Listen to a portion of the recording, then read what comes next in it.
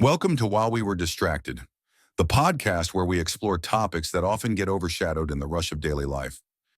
Welcome back to the deep dive. We are really thrilled you're joining us today. Absolutely. Thanks for having me. So if you are someone who, actively treks the political landscape, Which I'm sure a lot of you are. right, you have probably found yourself staring at a viral social media post at some point, wondering how an incredibly elaborate, just cinematic narrative managed to materialize out of thin air following a standard news event. It happens all the time. It really does. So today we have a mission tailored specifically for that curiosity.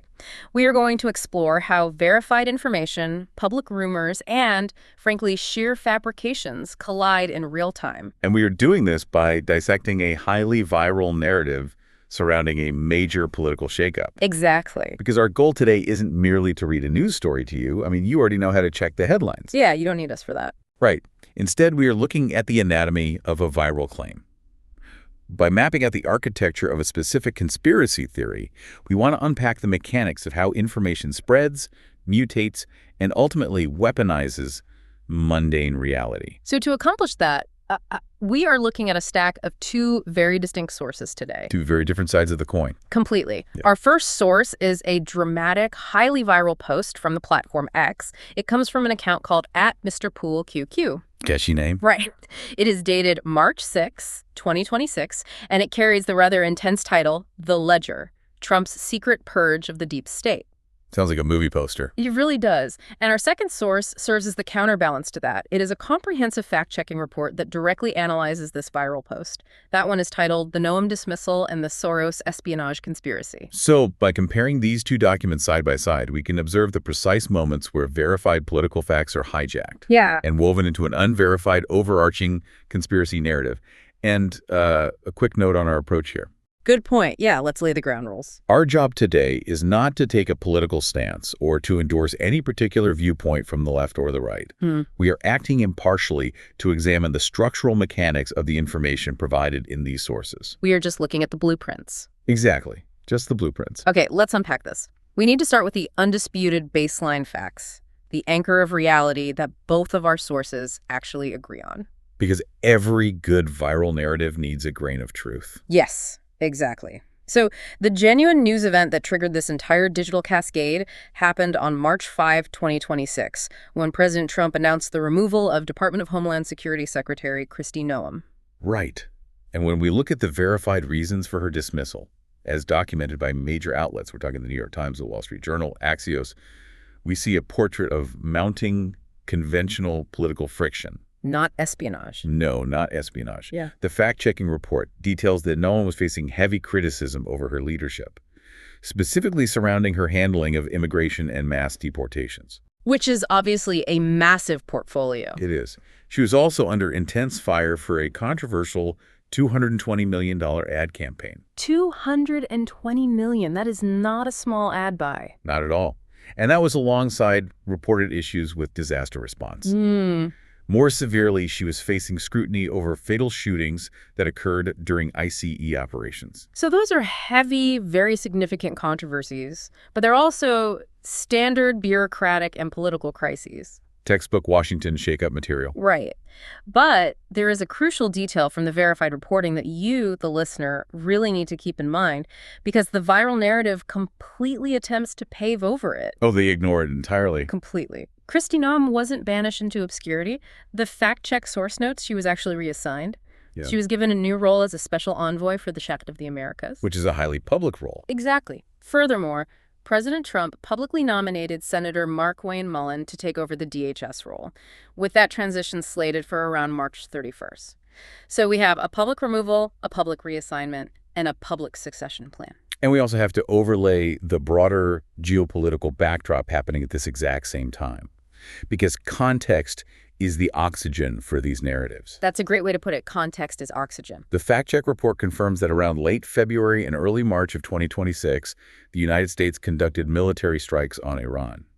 Tragically, this conflict resulted in American casualties.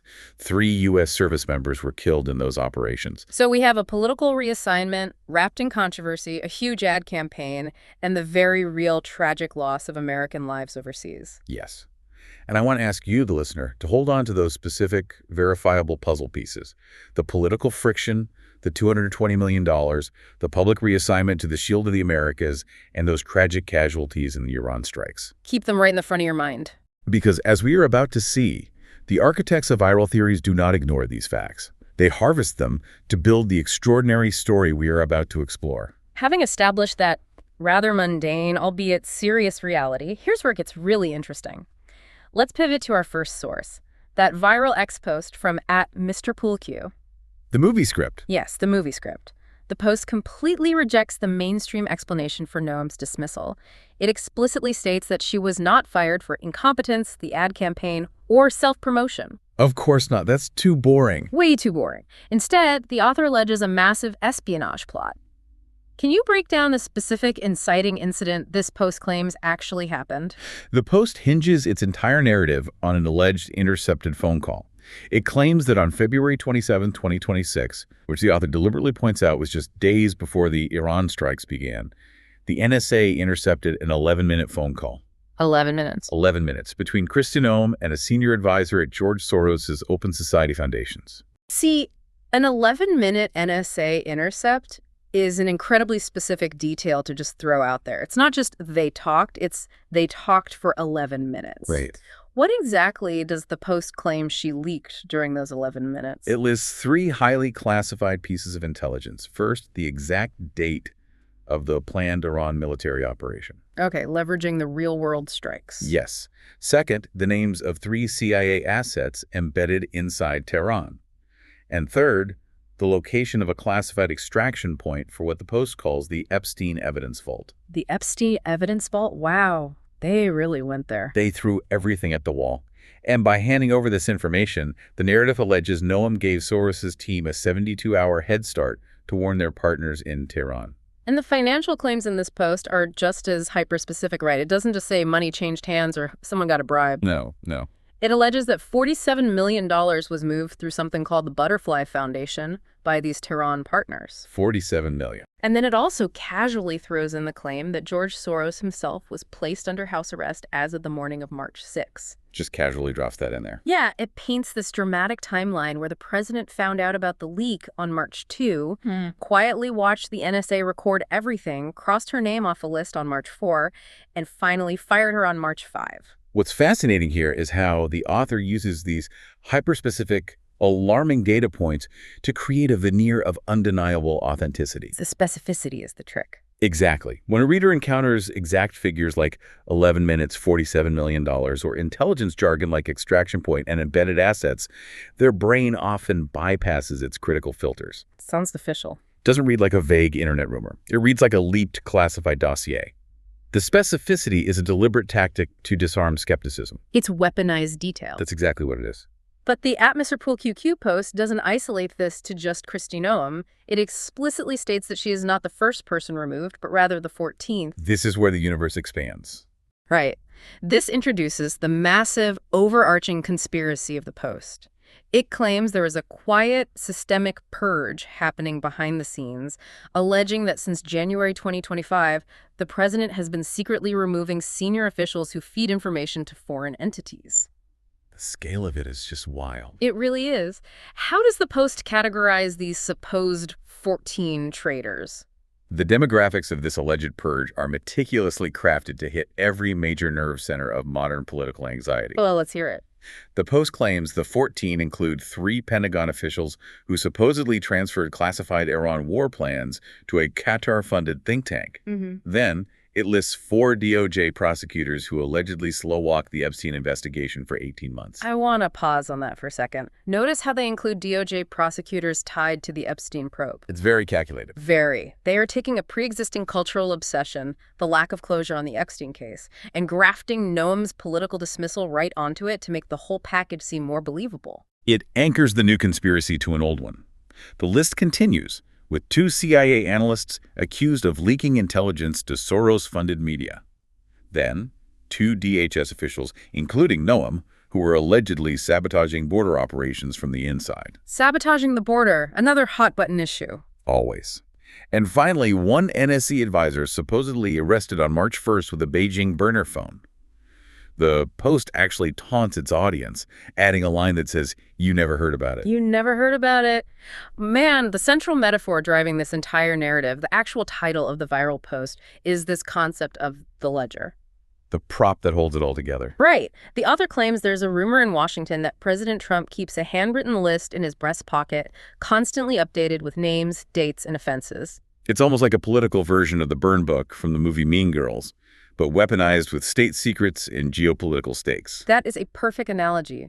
It reduces the sprawling, incomprehensible bureaucracy of the federal government into a simple cinematic prop that fits in a suit jacket. The visual is highly potent, and the rules of this ledger, according to the Post, are absolute. The narrative claims that when a name is crossed off that handwritten list, the person disappears from the government within 48 hours. Without a trace. The exact phrasing used in the Post is chilling. It says, no press conference, no explanation, just gone. And with Noem allegedly being number 14, the Post claims there are 23 names remaining on this secret ledger. Attention building. Right. It teases the audience with who might be next, highlighting 3 specific targets. Let me read these. A sitting U.S. senator who supposedly voted to confirm Soros-backed DA nominees. A 4-star general accused of refusing a direct presidential order during the Iran operation. And a White House staffer who was reportedly photographed with Alexander Soros and who, according to the Post, fled to Dubai 72 hours prior. Fled to Dubai. It really reads like an airport thriller novel. It does. If we connect this to the bigger picture, we have to transition to our second source. The reality check. The comprehensive fact-checking report. We need to look at the actual mechanics of what happens when these dramatic claims are subjected to rigorous analysis. We know the verified anchors, the dismissal, the Mullen nomination, the tragic casualties in Iran. Yeah. But how does the report handle the NSA wiretaps, the Epstein extraction point, the Butterfly Foundation, and this breast pocket ledger? I imagine the findings are fairly definitive. Oh, they are. The fact-check report finds absolutely zero credible evidence to support any of the core conspiracy claims. Zero. Zero. There is no mainstream reporting, no official statements, and no credible intelligence leaks corroborating an 11-minute intercepted phone call. There is zero evidence regarding the disclosure of CIA assets in Tehran or the existence of this supposed Epstein evidence vault extraction point. Did the report find any financial records backing up the $47 million transfer? Because $47 million is a lot of money to just hide. None. There are no records of a Butterfly Foundation moving $47 million in relation to these events. Furthermore, the claim that George Soros was placed under house arrest in March 2026 is entirely unfounded. Just totally made up. Totally. While the report acknowledges past political probes into open society foundations, the house arrest narrative is a complete fabrication.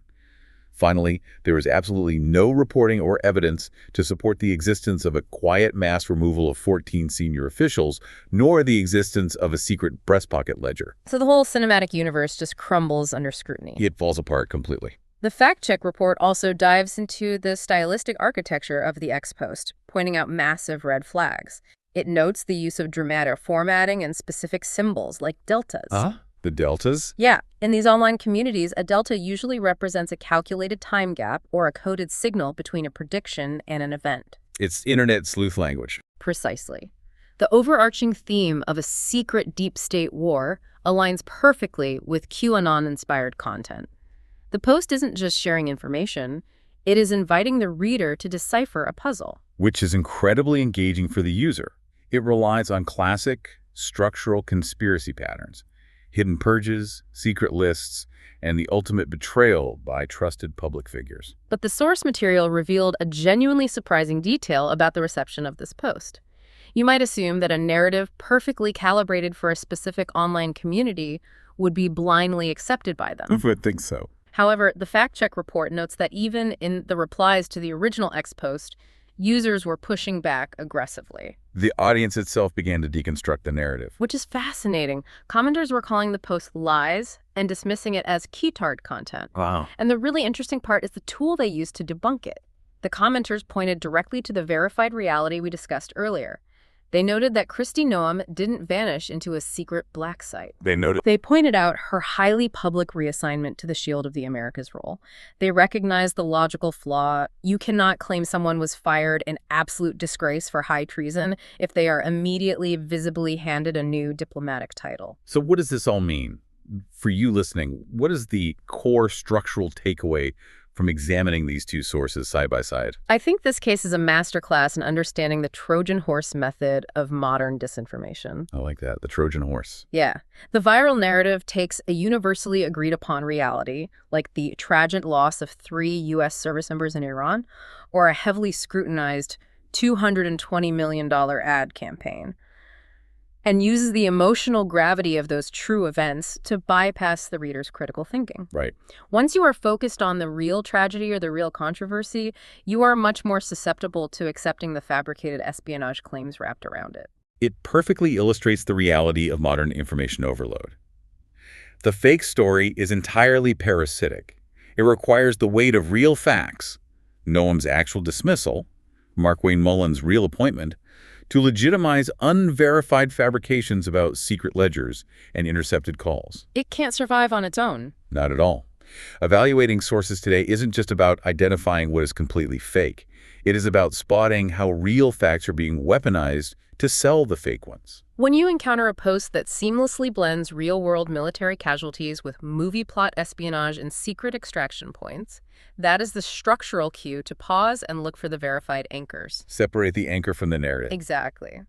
Well, thank you so much for joining us on this deep dive today. We hope dissecting this specific viral moment gives you a stronger lens for analyzing the narratives that cross your own feed. This raises an important question, though. A final thought for you to mull over long after this discussion ends. Let's hear it. We looked at the mechanics of this conspiracy today, and we saw a glaring contradiction.